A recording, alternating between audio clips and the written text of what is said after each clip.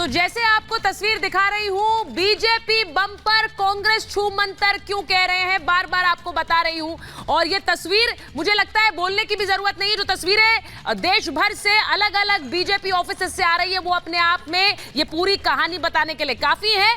मैं एक बार इस जीत के बड़े मायने बताना चाहती हूँ। ये भी आपको बता दूं कि बीजेपी मुख्यालय में प्रधानमंत्री नरेंद्र मोदी थोड़ी देर बाद पहुंचने वाले हैं और वो तस्वीरें बहुत खास होंगी, क्योंकि प्रधानमंत्री आज के दिन क्या कहते हैं। बहुत से हमले हुए, पनौती वाला वार भी हमने देखा है और इसी के साथ सनातन के अपमान वाला वार भी देखा है। इन सब को विफल करते हुए जातीय जनगणना का भी एक दांव जो कांग्रेस ने चला, वो सब विफल करते हुए बीजेपी बम्पर जीत के साथ वापस आ रही है। मैं एक बार जरा बड़ी बातें बताना चाहती हूं कि इस चुनाव से बड़ी बातें क्या निकली, अगर हम वो चला सकें गरिमा, क्योंकि ये चुनाव एक ऐसा चुनाव है जिसमें सीधे लग रहा है प्रधानमंत्री नरेंद्र मोदी ने कहा ये मेरी गारंटी है, मेरी गारंटी पर ये चुनाव लड़ रही है बीजेपी। और मैं मोदी यानी कि जीत की गारंटी और मोदी यानी काम की गारंटी। तो क्या उस काम की गारंटी पर मोहर लगाई है जनता ने? आज सबसे बड़ा सवाल मैं फिर बता दूं, ये मध्य प्रदेश की तस्वीरें जो आई आज दोपहर में, जिसमें एक यूनिटी की भी तस्वीर है। नरेंद्र सिंह तोमर बैठे हैं, शिवराज सिंह चौहान बैठे हुए थे, ज्योतिरादित्य सिंधिया बैठे हुए थे, सब एक साथ हैं। क्योंकि सवाल यह भी हो रहा था कि बीजेपी में, एमपी में इतने चेहरे हैं, उनके बीच ही तो कहीं फूट की कहानी नहीं है, उसको भी एक तरह से रेस्ट देते हुए, पीछे करते हुए तस्वीर आई है। बड़ी बातें अगर हम चलाएंगे इस चुनाव की, सबसे पहले बात यह कि नरेंद्र मोदी के नाम पर यह वोट पड़ा है, नरेंद्र मोदी के नाम पर। दूसरी बड़ी बात यह कि जो पनौती का एक दांव चलने की कोशिश की गई, पनौती का एक वार करने की तरफ कोशिश हुई राहुल गांधी की तरफ से, उस पर पलटवार जनता ने वोटों के माध्यम से कर दिया है, तो वो भी एक तरह से फ्लॉप हुआ।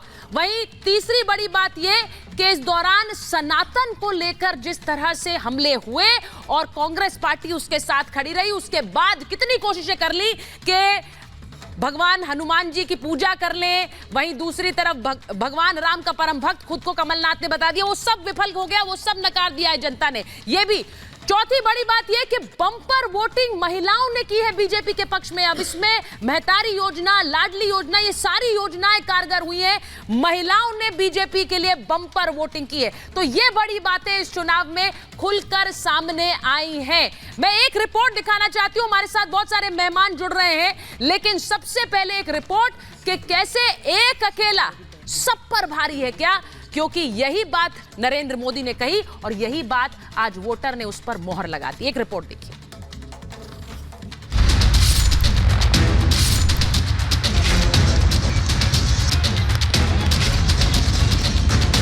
देश देख रहा है एक अकेला कितनों को भारी पड़ रहा है। एक अकेले मोदी पूरी कांग्रेस पर भारी पड़ गए। आज पूरा हिंदुस्तान जानता है, अरे पूरी दुनिया भी मानती है कि मोदी की गारंटी मतलब गारंटी पूरा होने की भी गारंटी। ये मोदी की गारंटी पर जनता जनार्दन की सबसे बड़ी मोहर है। हिंदुस्तान की सियासत के सबसे बड़े सुपरस्टार हैं नरेंद्र मोदी, जिनके दम पर बीजेपी ने कीर्तिमान रच दिया। हिंदी हार्टलैंड में कांग्रेस का सुपड़ा साफ कर दिया। मोदी मैजिक से हैट्रिक, मध्य प्रदेश 2/3 सीटों के साथ प्रचंड जीत, राजस्थान बम्पर जीत दर्ज कर रिवाज कायम रखा, छत्तीसगढ़ हारती बाजी को पलटकर बने बाजीगर। तो क्या ये संदेश है कि 2024 में अब की बार बीजेपी 400 पार? 2018 में बीजेपी हिंदी पट्टी के इन्हीं तीनों राज्यों में हार गई थी, कांग्रेस ने जीत हासिल की थी। लेकिन 2019 में मोदी ने बम्पर 303 सीटें हासिल की, 2014 का भी रिकॉर्ड तोड़ दिया। इस बार तो मध्य प्रदेश, राजस्थान और छत्तीसगढ़ में बीजेपी बम्पर जीत हासिल कर रही है। तो क्या जनता ने 2024 में 400 पार तय कर दिया है और मोदी महाजीत की हैट्रिक लगाने वाले हैं? जनता भी चाहती थी कि डबल इंजन की सरकार बने, तो जनता ने मोहर लगाई है डबल इंजन की सरकार पर, मोदी जी पर और मोदी जी पर विश्वास व्यक्त किया है। हम पार्टी को हर प्रदेश में सशक्त करेंगे। आज के परिणाम हम सबके लिए सुखद हैं, लेकिन साथ ही 2024 में जीत का संकेत हैं। 3 राज्यों में विराट जीत से बीजेपी की बल्ले बल्ले हो रही है। मध्य प्रदेश के मन में मोदी और उनकी गारंटी तो शिवराज की लाडली बहना ने बीजेपी को ऐसा आशीर्वाद दिया, कांग्रेस हवा हो गई। कोई यहाँ एंटी इनकम्बेंसी नहीं थी, प्रो इनकम्बेंसी थी। केंद्र सरकार की योजनाओं को जमीन पर क्रियान्वयन और मध्य प्रदेश की योजनाओं के क्रियान्वयन के कारण जनता का आशीर्वाद मिला है। केंद्र में प्रधानमंत्री जी का नेतृत्व, प्रदेश में शिवराज सिंह जी का नेतृत्व, जनहितैषी नीतियां, उसी का रिजल्ट परिणाम है कि ये प्रचंड ऐतिहासिक बहुमत भारतीय जनता पार्टी के पक्ष में आया है। मोदी जी का नेतृत्व में अमित शाह जी की रणनीति है, नड्डा जी के संगठन की कठोर तपस्या कार्यकर्ताओं का परिणाम है। राजस्थान में भी मोदी का जादू चला, गहलोत का मुफ्त कार्ड धराशाही हो गया, जनता ने मोदी की गारंटी पर मोहर लगा दी। ये माननीय हमारे प्रधानमंत्री नरेंद्र मोदी जी, जिनका मंत्र था ये सबका साथ, सबका विकास, सबका विश्वास और सबका प्रयास, ये उसकी जीत है, उनकी दी हुई गारंटी की जीत है। तमाम दावे खोखले साबित हुए, तमाम वादे खोखले साबित हुए और ये आधारविहीन वादों वाली सरकार को जनता ने नकार दिया। ये तय मानिए कि जादूगर का जादू खत्म हो गया है, तिलिस्म टूट गया है और राजस्थान की जनता ने हकीकत पर वोट किया। तो ये मुख्यमंत्री का बड़ा चेहरा है। हमारे मुख्यमंत्री, हमारे प्रधानमंत्री, हमारा सब कुछ माननीय प्रधानमंत्री जी हैं और सब उनके मार्गदर्शन में चलेगा और सब उनके देखरेख में और उनके विजन के साथ में हमारा प्रदेश आगे बढ़ेगा।